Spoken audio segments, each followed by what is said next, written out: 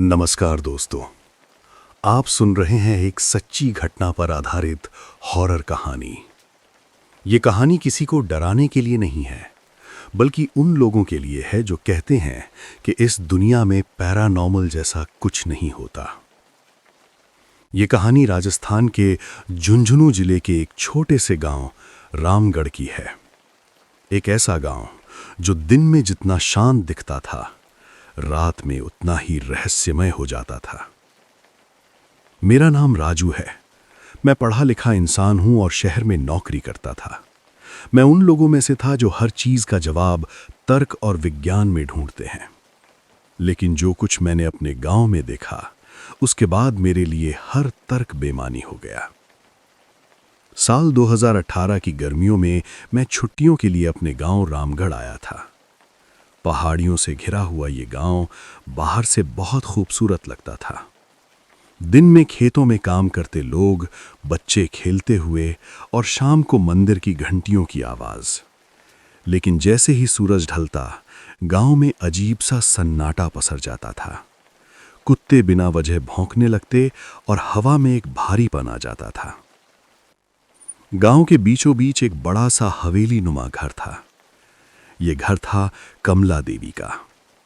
करीब 35 साल की, गोरा रंग, लंबे काले बाल और हमेशा हल्की रंग की साड़ी पहनने वाली एक साधारण सी दिखने वाली औरत। उसका पति राम सिंह एक किसान था। उनके 2 बच्चे थे, 8 साल का रोहित और 6 साल की प्रिया। गांव में लोग कमला देवी को सामान्य औरत ही मानते थे, लेकिन कुछ बुजुर्ग जब उसका नाम लेते तो उनकी आंखों में अजीब सा डर दिखता। मेरे दादाजी ने भी एक दिन मुझसे कहा था कि उस घर के बारे में ज्यादा पूछताछ मत करना।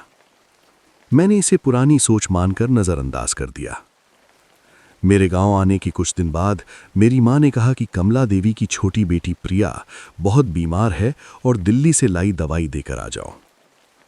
मैं दवाई लेकर उनके घर गया। घर में घुसते ही मुझे जली हुई जड़ी बूटियों की अजीब गंध आई। दीवारों पर कुछ ऐसे चित्र बने थे जिन्हें देखकर मन बेचैन हो गया। प्रिया एक कोने में पड़ी थी, तेज बुखार में तप रही थी। उसने मुझे देखकर बहुत धीमी आवाज में कहा, मामा जी, रात में एक काली छाया आती है, वो मुझे अपने पास बुलाती है। कमला देवी ने तुरंत उसे चुप करा दिया और कहा कि बुखार में बच्चे कुछ भी बोल देते हैं। मैं दवाई देकर लौट आया, लेकिन प्रिया की बातें मेरे दिमाग में घूमती रहीं। 3 दिन बाद सुबह गांव में रोने चीखने की आवाज गूंज उठी। प्रिया मर चुकी थी। डॉक्टर ने मौत का कारण तेज बुखार बताया, लेकिन उसकी आंखें मरने के बाद भी खुली थीं और चेहरे पर ऐसा डर था जैसे उसने मरने से पहले कुछ भयानक देखा हो। सब लोग रो रहे थे, लेकिन कमला देवी बिल्कुल शांत बैठी थीं। ना आंसू, ना चीख। उस रात मैंने सपना देखा। प्रिया मेरे सामने खड़ी थी। उसकी आंखों से काला पानी बह रहा था और वो कह रही थी, मामा जी, वो मुझे ले गई, वो काली औरत। मैं घबरा कर उठा और उसी समय देखा कि कमला देवी के घर से लाल रंग की हल्की रोशनी निकल रही थी। हवा में किसी के मंत्र पढ़ने की आवाज थी। इसके बाद गांव में अजीब घटनाएं शुरू हुईं। रोहित रात में नींद में चलने लगा। कई बार वो कब्रिस्तान के पास मिला। उसने कहा कि उसे सपने में प्रिया दिखती है जो उसे अपने पास बुलाती है। फिर गांव के मुखिया का पोता अनिल सूखे कुएं में मरा मिला। पोस्टमार्टम में दिल का दौरा बताया गया। एक 10 साल के बच्चे को दिल का दौरा, ये बात किसी को समझ नहीं आई। अनिल की दादी ने बताया कि अनिल कह रहा था कि प्रिया उसे खेलने बुला रही है। इसके बाद मोहन, रीता और अमित, एक के बाद एक बच्चे बीमार पड़े और मर गए। सभी की हालत एक जैसी थी, तेज बुखार, डरावने सपने, बेहोशी और एक ही बात कि एक काली औरत हमें बुला रही है। गांव वालों ने नोटिस किया कि हर मौत से पहले कमला देवी को उन बच्चों के घरों के आसपास देखा गया था। अब उसका चेहरा भी बदलने लगा था। आंखें धंस गई थीं, आवाज भारी हो गई थी और वो अब हमेशा काले कपड़े पहनने लगी थी। एक रात मैंने खुद देखा कि वो अपने आंगन में अजीब चिन्ह बना रही थी। मोमबत्तियां जल रही थीं, हवा तेज हो गई थी और उसके बाल उड़ रहे थे। जब उसने सिर उठाया तो उसकी आंखें पूरी तरह सफेद थीं और उसके मुंह से डरावनी हंसी निकल रही थी। इसके कुछ दिनों बाद उसके पति राम सिंह की अचानक मौत हो गई।